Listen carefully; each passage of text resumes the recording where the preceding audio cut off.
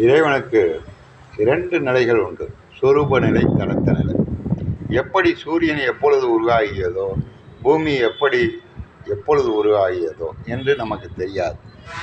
ஒரு உத்தேச கணக்கில் பல்லாயிரம் கோடி ஆண்டுகளுக்கு முன் சூரியன் தோன்றியது என்று விஞ்ஞானிகள் கூறுகிறார்கள். அது உண்மை அல்ல, உத்தேச கணக்கு தான். அதை போல இறைவனை பற்றி நாம் சிந்தனை செய்து அறிவுபூர்வமாக அவனை நிர்ணயிக்க முடியாது. அவன் சர்வத்தியன், சர்வகிருத்தான். இந்த சுரூப நிலை என்பது நம் புத்தியால் அகப்படாத நிலை. இதுதான் சுரூப நிலை. புத்தியால் அகப்படும் நிலை என்ன என்று கேட்டால் அருவம், அருவுருவம், உருவம்.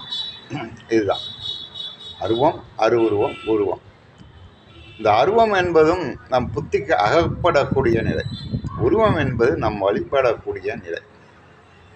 உருவமே இல்லாமல் அல்லாஹ் என்று பெயரை வைத்து முஸ்லீம் வழங்க